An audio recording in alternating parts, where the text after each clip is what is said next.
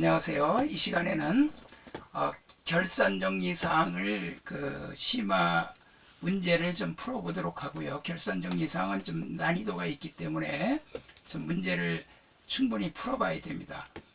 우선 그 전에 이거는 시험에 나오는 건 아닌데 실무에서는 이걸 해야 됩니다. 여러분들 그 개인 기업은 당기순이익이 나면 어떻게 됩니까? 자기 자본이 늘죠? 맨 처음에 뭐 1억을 투자해서 사업을 했다. 근데 5천만 원 벌었다. 그럼 자기 자본이 1억 5천 되는 거죠. 그래서 이걸 그 재무제표 작성이라는 건 뭐냐면 요거 있죠. 요쪽에. 이쪽이 아닙니다. 여기 당기 요거. 손익계산서를 제일 먼저 열어요. 열어가지고 12월 그러면 12월 30일께 열립니다. 그럼 여기 이제 당기순이익이 요만큼 금년의 당기순이익은 이만큼 났고 전기의 당기순이익은 이만큼 났어요. 우리가 기초 재무제표 전기분 재무제표 입력한 게 여기에 들어갔고 이거는 당기에 우리가 그 전표 입력했던 그 결과가 이렇게 나온 겁니다. 그러면 요거를 이렇게 열어서 보고 이걸 해줘야 돼요. 전산에게 2급이든 1급이든 전표 추가 버튼이 있으면 꼭 눌러줘야 됩니다. 그리고 불러오기 버튼이 있으면 불러오고, 근데 전산세무 2급에서는 불러오기 버튼 불러오면 안 돼요. 그러나 또 TAT 2급에서는 또 새로 불러오기도 또 해야 되는 경우도 있어요. 근데 여기서는 전표 추가 버튼이 있으니까 이 당기순이익을 자본금에다 보내줘야 돼요. 요 금액을. 그리고 수익 비용을 손익으로 보냈다. 당기순이익 구해가지고 자본금으로 보내줘야 돼요. 이렇게 전표 추가하면 33건이 추가되었습니다. 이렇게 돼요. 그럼 확인 누르면 이게 일반 전표에 12월 31일 보시면 그 앞 시간에 그 결산정리상 분개했던 거 있잖아요. 결차결대 우리 분개했던 거 여기까지 분개했었죠. 요거 말고 여기부터 여기까지 분개가 또 추가로 분개가 된 거예요. 이렇게 돼야 돼요. 당기순이익이 자본금으로 가서 당기순이익이 자본금이 이만큼 증가되는 겁니다. 그래서 여기에 이제 재무상태표를 열어요. 그래서 12월을 이렇게 열어가지고 이렇게 이제 자본금을 확인해 보시면 자본금이 여기 지금 요 85577 이렇게 70 나왔죠. 여기 당기순이익, 당기, 전기 이런 식으로 표시돼요. 당기순이익이 여기에 포함된 겁니다. 그래서 이렇게 작성해서 이렇게 그냥 확인하고 끝나면 되는데 요 제출령은 이제 요약입니다. 요약해서 이거는 이제 보고하는 거예요. 이제 외부의 결산 이제 보고할 때 이런 거로 이제 보고하고 경영자한테 보고할 때도 이걸로 보고하고 이건 우리가 회계 담당자가 이제 처리하는 거고 이제 입력하면 이렇게 되고 이건 제출령이고 이 표준령은 세무서에다 제출하는 겁니다. 개인은 소득세를 내야 되니까 다음 연도 5월 말일 날까지 세무서에 소득세 신고할 때 이걸 출력해서 제출을 합니다.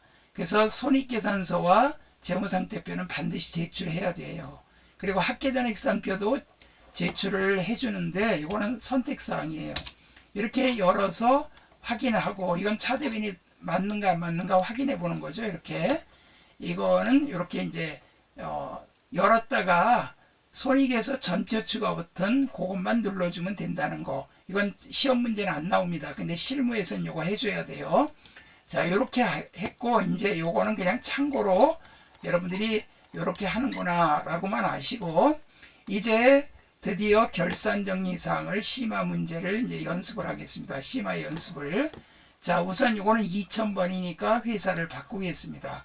2100번으로 바꿔야 돼요. 2100번으로. 바른상사. 자, 그럼 이거 바른상사로 바뀌었죠? 자, 그럼 이제 요거 지금 5문제씩 나와 있거든요. 보통 시험 문제 4문제 정도 나오는데 지금 5문제씩 연습하게끔 해놨거든요. 자, 그러면 지금 4문제 정도 다 이거는 시험에 나왔던 문제들입니다. 그러면 제일 먼저 뭐부터 하라 그랬죠? 말대감부터 하라 그랬죠? 말대감. 자, 여기서 말대감이 뭡니까? 4번하고 5번이죠? 기말재고와 대손상각. 기말재고와 대손상각 요 두 개. 그러면 요거 뭐 열어야 돼요? 결산자료 입력을 열어야 되겠죠? 결산자료 입력 열고 01월부터 12월을 찍어줘요. 그래 그냥 확인 누르라 그랬죠? 그럼 이렇게 뜹니다. 그리고 여기 대손충당금은 앞 시간에도 설명했지만 기말의 외상 매출은 기말 받을 엄전에게 1% 보증법을 하라. 이건 반드시 요걸 선택하세요. K랩은 아주 쉽게 돼 있어요. 도전 프로그램은 이거 계산해서 학계전액산표 보고 계산해서 여기다가 입력해 줘야 되는데 여기는 요거를 누르면 이게 우리가 1% 확인하고 해당이 안 되는 건 다 삭제하면 됩니다. 이렇게 외상값 받을 엄만 남기고 스페이스바 누르면 다 삭제가 됐죠. 그리고 결산 반영 누르면 여기 이렇게 자동으로 들어가집니다. 그 다음에 기말 상품 재고액은 800이죠. 그럼 여기다가 800 그냥 입력만 해주면 돼요. 이렇게 800. 그럼 다 끝났어요. 요거는 분기하는 거고. 그러면 뭐 하라 그랬죠? 전표 추가 버튼. 추가하시겠습니까? 예. 그럼 요게 이렇게 나타납니다. 자동 결산 문제 완료. 그럼 이제 요거 끄고 일반 전표로 들어가서 자 12월 31일을 열어봅니다. 그러면 결차 결대가 이렇게 와 있으면 전표 추가 버튼 제대로 한 거예요. 거기서. 그러면 이제 요거 나머지 1, 2, 3번을 분계를 하면 되겠죠. 여기다가. 자 그러면 여기 이제 차변하고 그냥 여기는 결차 결대가 아니라 그냥 차변 대변하면 돼요. 결산 일현재 예금에 대한 당기분 이자 미수액. 자 은행에다 예금했는데 은행에서 아직 이자를 안 줬어요. 뭐 내년에 뭐 만기될 때 한꺼번에 준다고 그랬는지 그래도 금년에 발생한 이자는 수익으로 잡아야 돼요. 발생주의 회계처리니까. 그러니까 미수 수익. 그래서 금액이 얼마가 되냐면 12만 5천 원. 그리고 대변은 이자 수익 12만 5천 원. 그 다음에 두 번째 기말 학계전액산표 가수금의 잔액은 학계전액산표 가수금 잔액 이거 결산정리상 할 때 금액이 여기 안 주어졌죠. 가수금 잔액은 거래처 경인상의에 대한 외상대금 회수액 외상매출금 회수라 이거예요. 그럼 이걸 열어봐야 됩니다. 열어봐야 돈이 나와요. 얼마인지 12월을 딱 열어요. 그럼 여기 이제 부채란에 가수금이 있거든요. 여기 가수금 있네요. 여기 잔액 보고 분기하는 겁니다. 합계 보고 분기하는 게 아니라 잔액 보고 하는 거예요. 여기 80만 원 있죠? 이 80만 원을 보고 이제 우리가 분계를 차변에 가수금을 없애주는 겁니다. 그건 임시계정이니까 가수금 없애주고 금액이 80만 원이었죠? 금액을 확인하는 거예요. 대변에 외상매출금 108번 외상매출금. 근데 이거는 누구 거냐면 경인.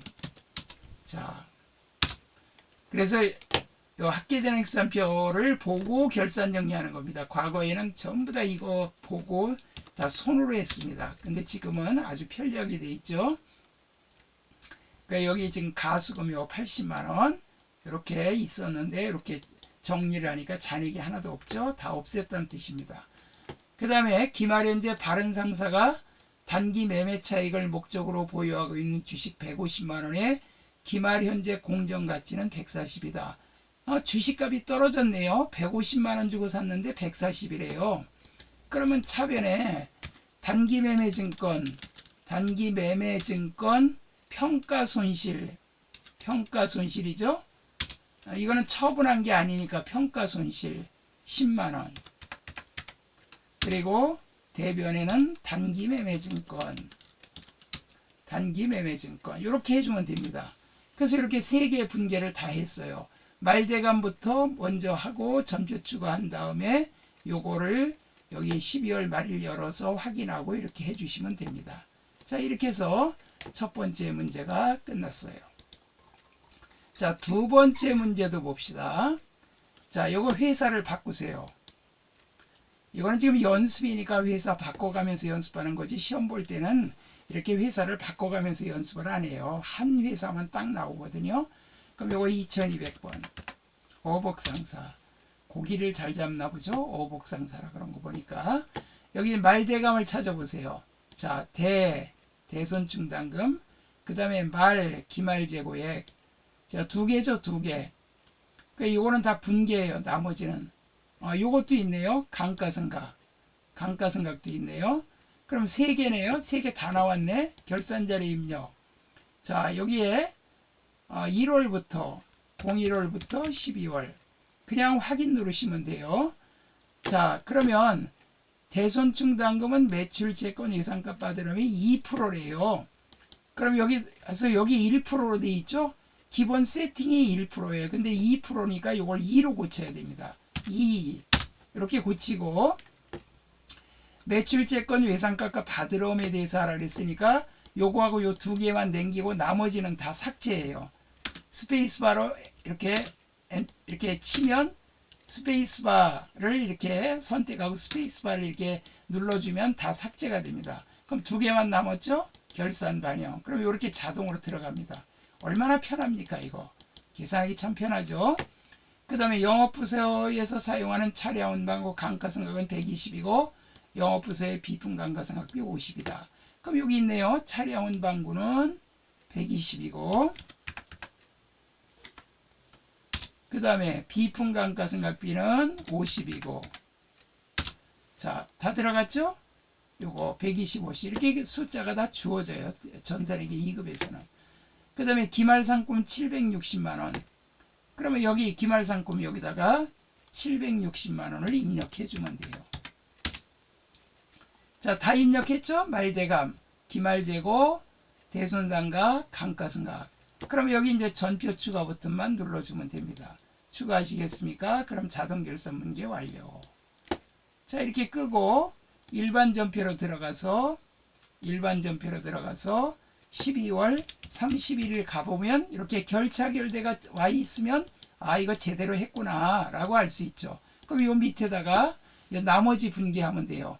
8월 13일 현금 과부족의 반영분인 만원 과잉분 돈이 남았다는 얘기입니다. 그럼 현금 과부족이 대변에 있던 거예요. 그럼 이게 차변에서 없어지고 잡이익으로 바꿔야 돼요. 현금 과 그리고 차변에 가서 없어지고 과잉분이니까 만원 그리고 대변은